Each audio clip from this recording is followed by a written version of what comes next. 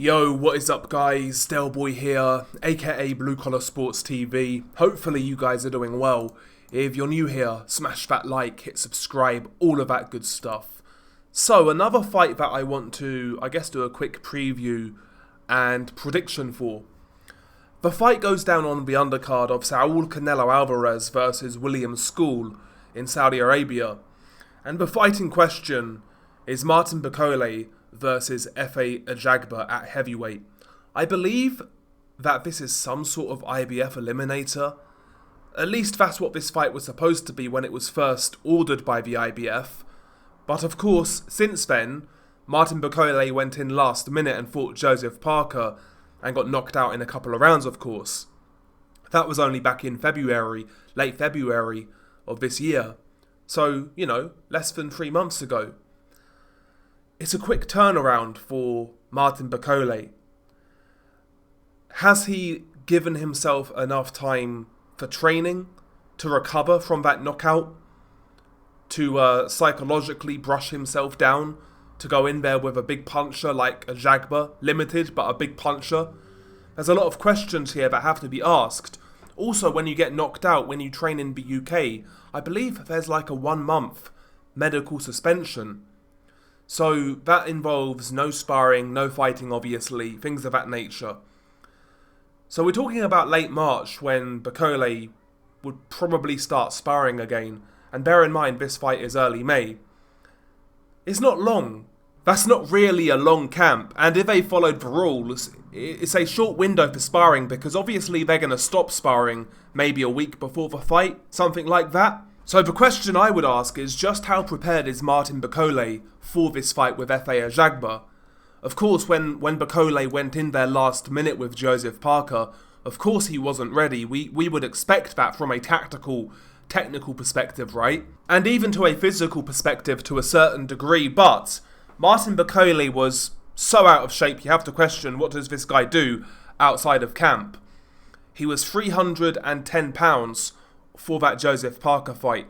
What type of shape will he turn up in this fight with Ajagba? How much weight can you lose in that time effectively to make yourself better? I'm not so sure. This is a quick turnaround, and that's the thing that really is in my mind when I think about this fight. It's the quick turnaround. Has Bakole done enough sparring? Has he lost enough weight? Is he in good enough shape? And has he recovered from that Joseph Parker knockout both mentally and physically? It's a quick turnaround, man. Ajagba is, let's be honest, a pretty straight up and down heavyweight. He's a big dude. He's like 6'5", 6'6", along those lines. Long reach, 85 inches. Good hard jab. Good hard straight right hand. Decent left hook. That's basically Ajagba. Very stiff. Very upright. He throws those punches I mentioned quite well with good technique, but it's usually 1-2 at a time.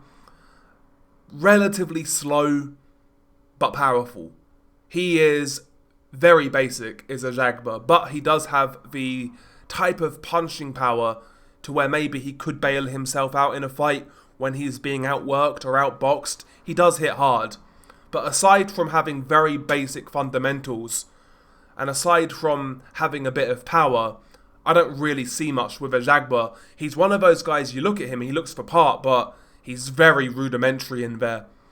Very rudimentary in there. And ordinarily, I would take Bakole to outwork a guy like Ajagba and grind him down, I would say. Pre-Joseph Parker, but right now I'm not so sure. I mean, from a skill perspective, Bakole, I think, offers a lot more. He brings a lot more to the table. Punch output is far better. Punch variety is far better. He's quicker with his hands, despite being out of shape in every single one of his fights.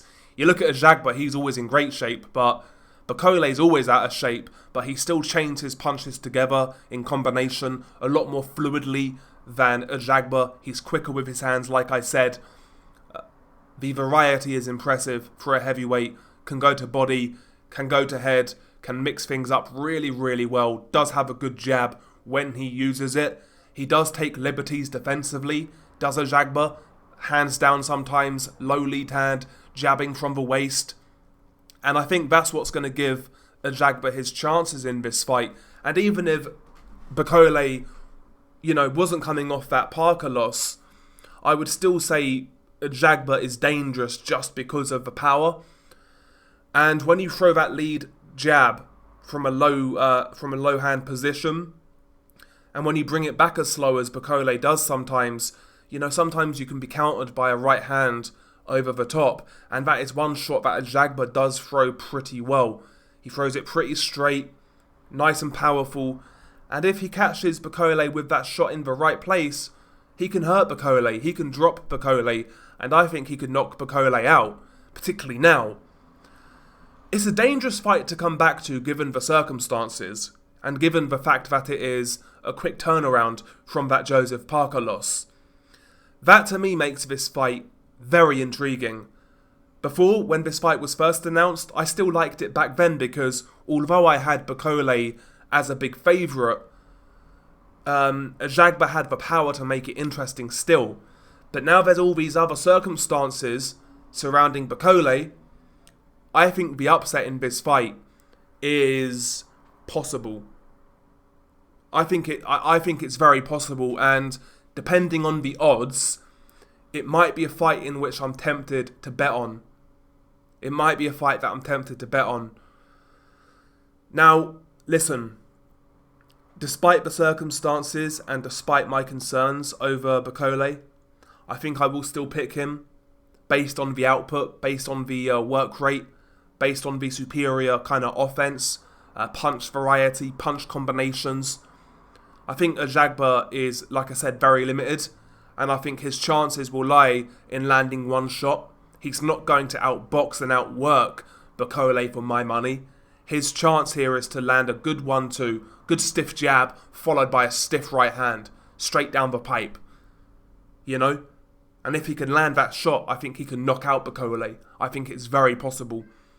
I'd lean 60-40 towards Bakole though, because overall, ignoring all the external factors and the circumstances surrounding this fight, surrounding Bakole, regardless of all that, I do think Bakole is a much more skilled fighter in many ways, a more offensive fighter, and I'm still going to go with Bakole in this fight. I think he may be more tentative than usual. I think he may even have a bad moment here and there, a couple of scary, shaky moments, but I think he'll come through that and slowly start upping that pace, upping that work rate, and I think it will get to a point eventually where Ajagba's had his success and then Bakole takes over, and I wouldn't be surprised if Ajagba starts feeling sorry for himself. Ajagba, in his only loss to Frank Sanchez, was very dejected to the point to where, the shots from Sanchez were really affecting him. It looked like he was going to quit against Frank Sanchez, and Sanchez isn't a big puncher. He's a very passive heavyweight. Bakole's the type of guy to put it on you, and if that sort of mentality is still there with Ajagba, I could see him wilting later on, if he doesn't get Bakole out of there. And that's what I'm banking on, really. I'm just banking on Bakole's work rate, his aggression, his combinations, his punch output to shine through, maybe after a shaky start. And I think he'll grind down Ajagba for a stoppage.